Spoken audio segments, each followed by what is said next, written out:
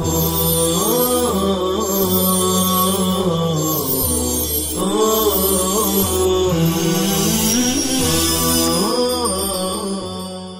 منهما رجالا كثيرا ونساء واتقوا الله الذي تساءلون به والأرحام وقال النبي صلى الله عليه وسلم النكاح من سنتي وفي رواية أخرى ومن رغب عن سنتي فليس مني. برادران اسلام، اس وقت ہم ایک پرمسرت محفل کے لیے یہاں پر جمع ہوئے ہیں، اور ایسے موقع پر کوئی بہت زیادہ لمبی چوڑی تقریر مقصود نہیں ہے، اس لیے کہ ایک طرف آدمی کے ذہن میں اپنی خوشی میں شرکت اور دوسری طرف 12 بج جائے تو بھوک بھی لگتی ہے اور اس کے بعد کوئی بات سمجھ میں بھی نہیں آتی. اس لیے کوئی لمبی چوڑی تقریر مقصود نہیں ہے. صرف جو آیتیں قرآن کریم کی خطبہ نکاح میں پڑھی جاتی ہے اور جو حدیث پڑھی جاتی ہے 5-7 منٹ میں اسے ہم سمجھنے کی کوشش کرتے ہیں. جب بھی نکاح کا موقع ہوتا ہے تو نکاح کے خطبے میں 3 آیتیں پڑھی جاتی ہیں اور ایک حدیث پڑھی جاتی ہے. تو یہ 3 آیتیں ہمیں کیا پیغام دیتی ہے اور حدیث پاک میں نبی کریم صلی اللہ علیہ وسلم ہمیں کیا کہنا چاہتے ہیں، ہم مختصراً اسے جاننے کی کوشش کرتے ہیں. سب سے پہلی آیت سورۃ النساء کی پہلی آیت ہے، یا ایھا الناس اتقوا ربکم الذی خلقکم من نفس واحدۃ وخلق منها زوجها. اس آیت کا پیغام کیا ہے؟ اس آیت میں اللہ کیا کہنا چاہتے ہیں؟ اس آیت مبارکہ میں اللہ فرماتے ہیں، یا ایھا الناس، اے لوگو، اتقوا ربکم الذی خلقکم، تم ڈرو اپنے اس پروردگار سے، الذی خلقکم من نفس واحدہ، جس نے تمہیں نفس واحدہ ایک ہی جان سے پیدا کیا، وخلق منها زوجها، اور پھر انہی سے ان کی زوجہ کو پیدا کیا، وبث منهما رجالا كثيرا ونساء، اور پھر ان دونوں کے ذریعے سے زمین میں اور بھی بہت سارے انسانوں کو پھیلا دیا. یہ کہنے کو چھوٹی سی آیت ہے، مگر چونکہ اللہ کا کلام ہے قرآن کریم، تو یہاں پر سمندر کو کوزے میں سمیٹ کر رکھ دیا جاتا ہے. اس آیت کریمہ نے انسان کی تعریف بیان کی، اس آیت کریمہ نے انسان کی نسل کی نکاح کی تعریف بیان کی، اور اس آیت کریمہ نے نسل انسانی اس دنیا میں کیسے بڑھی اس کو بھی بیان کر دیا. سب سے پہلا پیغام اس آیت کریمہ کا، یا ایھا الناس، اے لوگو، اتقوا ربکم، تم اپنے پروردگار سے ڈرو، الذی خلقکم من نفس واحدہ، جس نے تمہیں نفس واحدہ سے پیدا کیا. تو یا ایھا الناس کہہ کر اللہ نے یہ پیغام دیا کہ یہ قرآن صرف مسلمانوں کے لیے نہیں، بلکہ یہ اللہ کا پیغام ہے جو ساری دنیا کے ذرے ذرے کو پیدا کرنے والا ہے.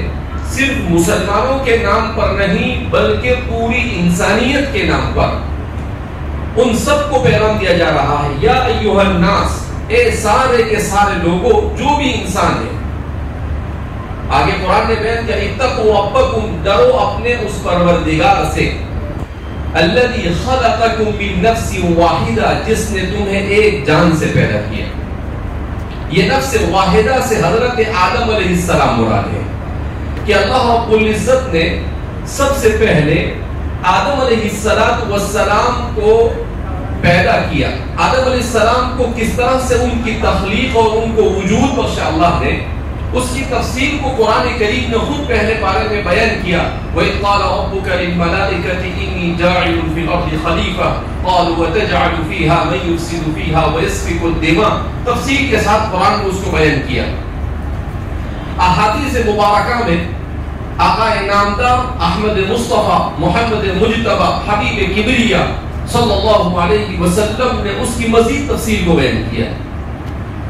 آپ صلی اللہ علیہ وسلم فرماتے ہیں کہ جب اللہ رب العزت نے آسمان اور زمین اور سورج اور چاند اور ستاروں اور درختوں اور پرندوں اور درندوں اور چرندوں تمام چیزوں کو پیدا کر لیا، تو اس کو پیدا کرنے کے بعد جب دیکھا کہ اب یہ زمین یہ انسان کے زندگی گزارنے کے قابل ہو چکی ہے، تو اللہ نے فیصلہ کیا انسان کو پیدا کرنے.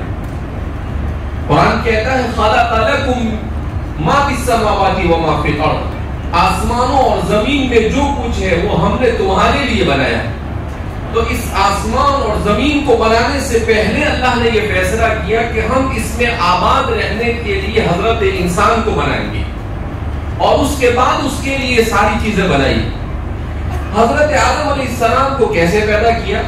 تو احادیث مبارکہ میں ہے کہ اللہ نے حضرت جبریل علیہ السلام سے کہا کہ وہ مختلف زمین کے حصوں میں جائے، کہیں سے کالی مٹی، کہیں سے سفید مٹی، کہیں سے دوسرے کلر کی، جتنے بھی کلر کی مٹیاں ہو سکتی تھی ان تمام کے تمام مٹیوں کو جمع کیا، اس میں پانی کو ملایا، اس کو ایک مدت تک کے کھنکھناتا ہوا چھوڑ دیا گیا، صلصال من حمأ مسنون، جس کو قرآن کریم نے تفصیل کے ساتھ بیان کیا ہے.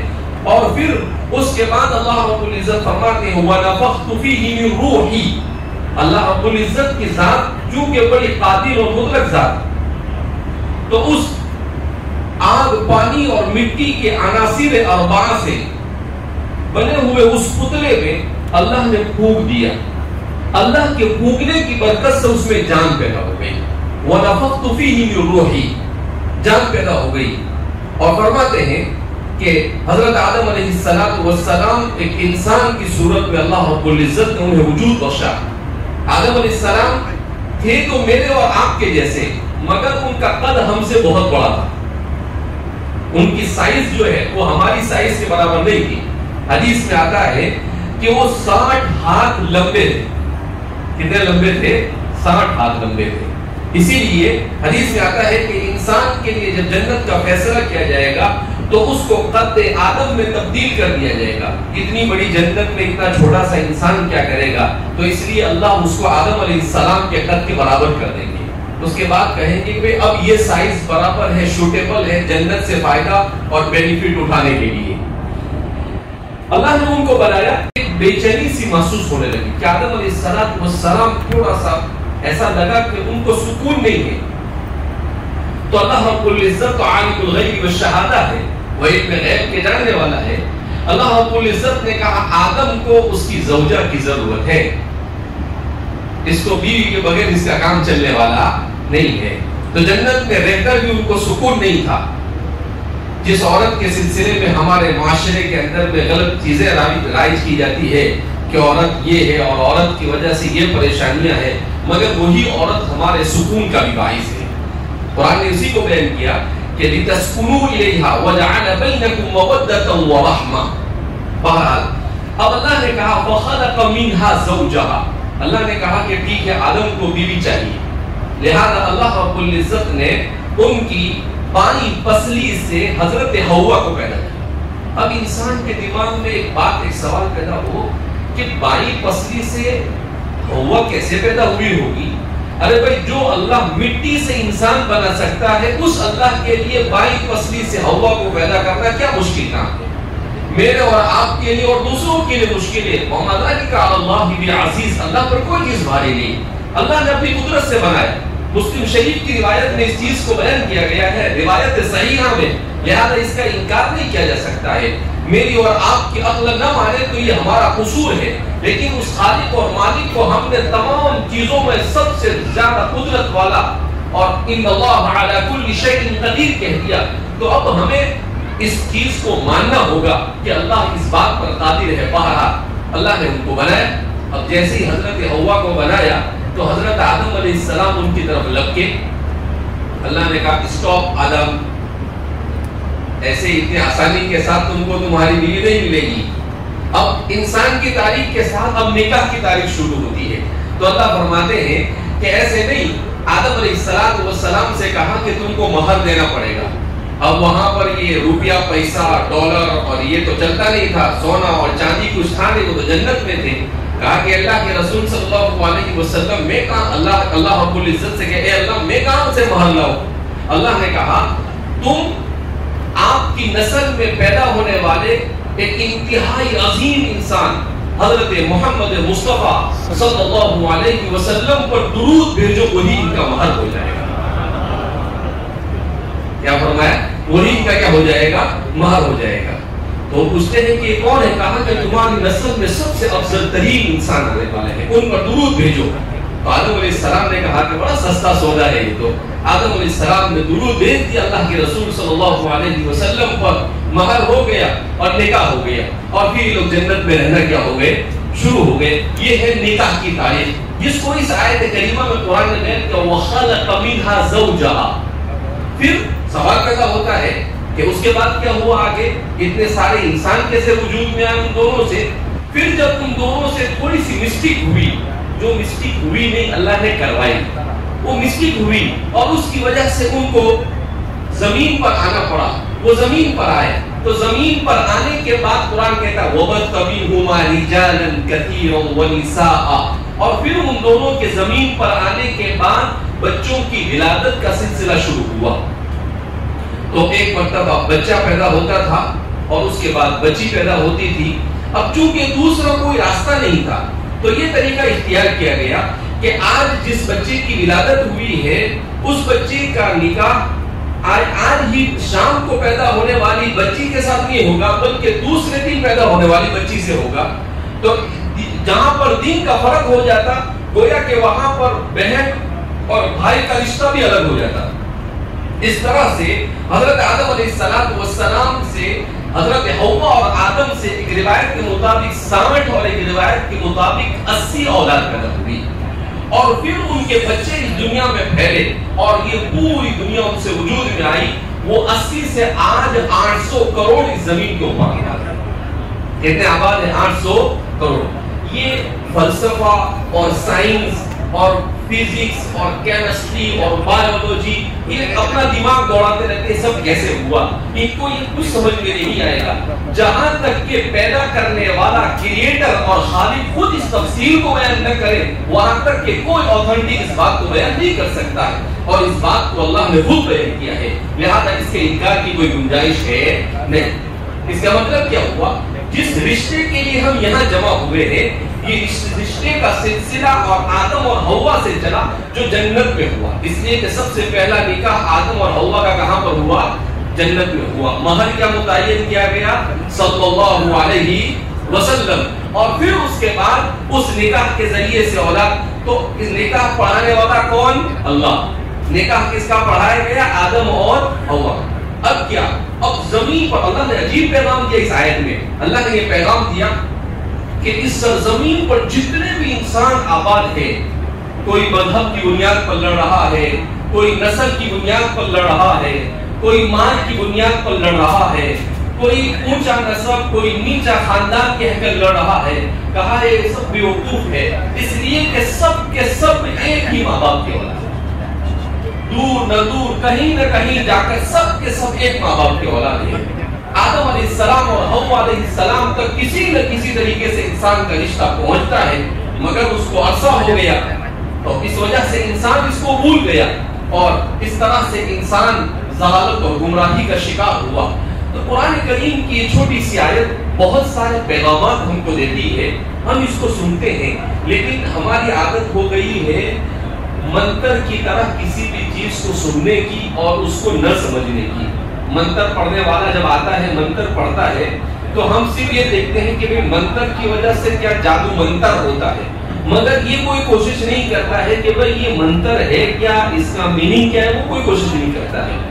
تو قرآن یہ منتر نہیں ہے، یہ قرآن اللہ کی وہ کتاب ہے جس نے انسان کو اس کی اپنی صحیح تاریخ اور اس کی اپنی صحیح زندگی گزارنے کا سلیقہ سکھانے کے لیے نازل کیا ہے۔ تو یہ پہلی آیت کا پیغام ہے کہ ڈاروین کہتا ہے کہ انسان بندر سے بنا ہے، کوئی انسان بندر سے نہیں بنا ہے، ہم تو آدم اور حوا کی اولاد ہے۔ اگر ڈاروین نے کہا وہ ہو سکتا ہے بندر کی نسل سے کہیں سے وہ بن گیا ہو یا اس کا ماننے والا بن گیا ہو، لیکن ہمیں تو الحمدللہ فخر ہے کہ ہمارے ابجد امجد حضرت آدم اور ہماری دادی کون ہے؟ حضرت حوا علیہ السلام ہے۔ تو یہ انسان دماغ سے ان چیزوں کے اوپر اپنا دماغ نہیں چلاتا، اور اگر چلائے گا بھی تو بھٹک جائے گا، جیسا کہ ڈاروین اور فرائن اور جتنے بھی بڑے بڑے فلاسفہ اور سائنسداں گزرے سب بھٹک گئے، ان کو کوئی صحیح راہ نہیں مل سکی۔ اس کے بعد دوسری آیت کریمہ پڑھتے ہیں، یا ایھا الناس اتقوا ربکم الذی خلقکم من نفس واحدہ، پڑھنے کے بعد یا ایھا الذین آمنوا اتقوا اللہ حق تقاتہ، اے لوگو اللہ سے ایسے ڈرو جیسا کہ اس سے ڈرنے کا حق ہے، وَلَا تَمُوتُنَّ إِلَّا وَأَنْتُمْ مُسْلِمُونَ، اور تم ایمان اور اسلام کے حالت میں اس دنیا سے جاؤ۔ تو اس آیت کریمہ میں کہا کہ ایسا نہیں کہ نکاح ہو گیا تو اللہ اور دین اور اللہ کے رسول کو بھول جاؤ، کہا وہ سب سے پہلے اور مقدم ہونا چاہیے۔ تم اس دنیا میں ایسی زندگی گزارو کہ موت کے وقت تمہاری زبان پر کلمہ لا الہ الا اللہ محمد رسول اللہ صلی اللہ علیہ وسلم کیا ہو جائے؟ جاری ہو جائے۔ اب ایک سوال پیدا ہوتا تھا کہ آخر یہ رشتہ جو ہے نکاح کا یہ کیسے جڑا رہے اور ٹوٹے نہ؟ تو قرآن نے اس کا علاج ایک اور آیت میں بیان کیا جو خطبہ نکاح میں پڑھی جاتی ہے۔ وہ کون سی آیت ہے؟ یا ایھا الذین آمنوا اتقوا اللہ وقولوا قولا سدیدا یصلح لکم اعمالکم ویغفر لکم ذنوبکم۔ قرآن نے جی نسخہ بتایا۔ انسان کو فکر ہوتی ہے کہ اب شادی کے بعد پتہ نہیں بیوی میرے ساتھ اس کا نبھے گا یا نہیں ہوگا، پتہ نہیں کیا ہوگا۔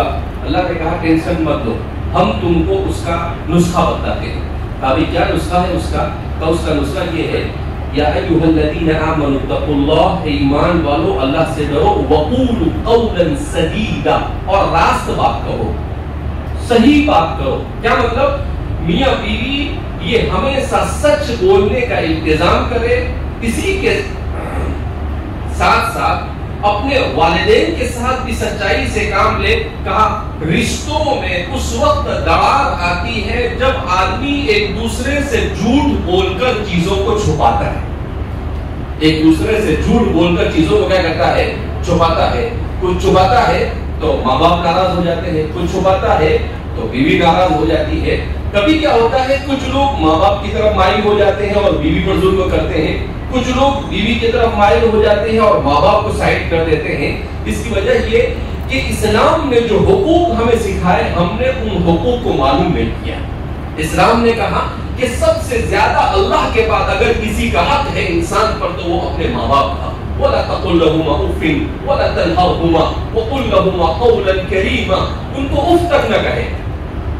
تو آپ کی بیوی نے آپ کو اپنے والدین کے بارے میں کوئی کہا کہ یہ تو بڈھا ہے بڈھی ہے اس کو چھوڑ دو جان دو اس کے پیچھے کیا پڑھنے کا، آپ کہیں گے نہیں، کچھ بھی ہو جائے میں اپنے والدین کا رسپیکٹ کروں گا، ان کی خدمت کرنا، ان کی سیوا کرنا اور ان کے ساتھ اس کے سلوک کرنا یہ انسانی اور اسلامی فریضہ ہے، میں اس سے کبھی دستبردار نہیں ہو سکتا ہوں۔ تمہارے جو حقوق ہے وہ میں ادا کروں گا، مگر تم یہ کہو کہ میں اپنے ماں باپ سے، اپنے بھائی بہنوں سے، اپنے رشتہ داروں سے اپنے تعلق کو ختم کروں، یہ نہیں ہو سکتا ہے۔ تو مرد کا کمال یہ ہے کہ وہ کیسے سارے رشتوں کو بیلنس کے ساتھ لے کر چلے، سب کے حقوق کو کیسے ادا کرے۔ اگر ہر ایک کے حقوق کو ادا کرتا چلا جائے گا تو دنیا میں کوئی پریشانی نہیں۔ قرآن اسی کو کہتا ہے کہ وَمِنْ آيَاتِهِ أَنْ خَلَقَ لَكُم مِّنْ أَنفُسِكُمْ أَزْوَاجًا لِتَسْكُنُوا إِلَيْهَا، کہ نشانیوں میں سے ہے اللہ کی کہ اللہ رب العزت تو اجنبی کو صرف نکحتها وقبلتها کہنے سے ان کے دلوں کو جوڑ دیتا ہے، لِتَسْكُنُوا إِلَيْهَا، تاکہ اس سے سکون حاصل کرے۔ تو بیوی سے سکون حاصل ہوتا ہے۔ اب سوال پیدا ہو کہ ہمارے معاشرے میں تو یہ کہا جاتا ہے کہ شادی ہے بربادی، نہیں، اسلام سکھاتا ہے اور صحیح انسان سیکھتا ہے شادی خانہ آبادی، شادی خانہ بربادی نہیں۔ بربادی کب؟ جب دونوں ایک دوسرے کے حقوق کو نہ جانے۔ اس پر کیا رائٹس ہے؟ اسلام کہتا ہے کہ بیوی کو صحیح کھانے کا انتظام کرنا، اس کے کپڑے لتے کا انتظام کرنا، اس کے لیے اچھے گھر کا انتظام اپنی کیپیسٹی کے مطابق، اب بیوی بڑے گھر سے ہے، وہ یہ چاہے کہ اس کو بنگلہ ہو اور آپ کی کیپیسٹی نہیں ہے، تو آپ وہ اس کے لیے غلط ہے آپ سے مطالبہ کرنا۔ آپ اپنی کیپیسٹی کے مطابق جتنا اس کو دے سکتے ہیں آپ اس کو کھلا پلا کر آپ اس کو رکھتے ہیں تو آپ نے حق ادا کر دیا۔ اور بیوی کا حق کیا ہے کہ وہ اپنے شوہر کی خدمت کرے، یہ اس کا حق ہے۔ تو اس لیے اسلام کو سمجھنے کی ضرورت ہے۔ دنیا میں سلامتی اور امن کی تعلیم لے کر آیا۔ اسلام نے الحمدللہ کبھی بھی نفرت کی تعلیم نہیں دی، اسلام نے انسانوں کو جوڑنے کی تعلیم دی ہے۔ اسلام رشتے کو جوڑنے کا حکم دیتا ہے، لہذا صحیح معنی میں پہلے مسلمان خود اسلام اور ایمان کو سمجھے، اس کے بعد اپنے دوسرے مسلمان بھائیوں کے ساتھ ساتھ وہ کوشش کرے کہ ہمارے ساتھ رہنے والے جو ہمارے دوسرے ہندو بھائی ہے، غیر مسلم بھائی ہے، انہیں سمجھائے کہ اسلام کیا ہے۔ اس لیے ہمارے اخلاق اگر صحیح ہوں گے جو اسلام نے بیان، اسلام نے کیا اخلاق بیان کیے؟ اسلام کہتا ہے کہ آپ ایسی زندگی گزارو کہ آپ کی زبان آپ کے ہاتھ سے کسی دوسرے انسان کو نہیں، اللہ کی مخلوق کو تکلیف نہ پہنچے۔ کس کو؟ اللہ کی مخلوق کو تکلیف نہ پہنچے۔ تو یہ ہے اسلام کی تعلیمات۔ اس لیے میرے بھائیو، دوستو، بزرگوں، ضرورت اس بات کی ہے کہ آج کے اس دور میں ہم نفرتوں کو ختم کریں اور اس کے لیے ہم بھائی چارگی کی فضا کو کیسے قائم کریں۔ ہم کہیں کہ بھائی اوپر جا کر ہم سب کے باپ دادا ایک ہی ہے، خواہ مخواہ یہ جھگڑے کر کوئی فائدہ، اور نفرتوں سے کوئی کسی کا فائدہ نہیں ہوتا ہے، معاشرے میں نقصان ہوتا ہے۔ محبتیں جب معاشرے کے اندر میں قائم ہوتی ہے تو اس کی وجہ سے معاشرہ ترقی کرتا ہے، اور جہاں نفرتیں قائم ہوتی ہیں تو وہاں پر معاشرہ یہ تنزلی کا شکار ہوتا ہے۔ لہذا اگر ہم یہ چاہتے ہیں کہ ہمارا یہ ملک ترقی کرے تو اس کے لیے ہمیں محبت کی فضا قائم کرنی ہوگی، ایک دوسرے کے ساتھ اپنے تعلقات کو استوار کرنا ہوگا، دلوں سے نفرتوں کو جو مذہب کی بنیاد پر، پالیٹکس کی بنیاد پر، دوسری کسی بنیاد پر اسے ختم کرنا ہوگا، صرف اس بنیاد پر کہ یہ انسان ہے، میں انسان ہوں، انسانیت کے ناطے مجھے اس کے ساتھ اچھے اخلاق سے پیش آنا چاہیے۔ اس کا آسان حل یہ ہے کہ آدمی کے اوپر جو لوگوں کے حقوق ہے اس کو پورا ادا کرے، اور اپنے حقوق جو لوگوں پر ہے اس کو وصول کرنے میں آدمی کہے کہ دے دیا تو ٹھیک ہے، نہیں دیا تو اللہ اسے معاف کر دے گا، تو کہا معاشرے میں جھگڑا ہی باقی نہیں رہے گا۔ بہرحال اللہ رب العزت مجھے اور آپ کو کہنے سننے سے زیادہ عمل کی توفیق مرحمت فرمائے۔ اللہ ہمارے یہاں پر جمع ہونے کو قبول فرمائے، اور جو نکاح ہونے جا رہا ہے اس نکاح میں خوب خیر و برکت نازل فرمائے، دونوں خاندانوں میں مودت اور محبت کے بڑھنے کا ذریعہ بنائے، اور نیک اولاد کے وجود میں آنے کا ذریعہ بنائے۔ اللہ ہم سب سے راضی ہو جائے، ایسے اعمال کی توفیق مرحمت فرمائے۔ وآخر دعوانا الحمدللہ رب العالمین۔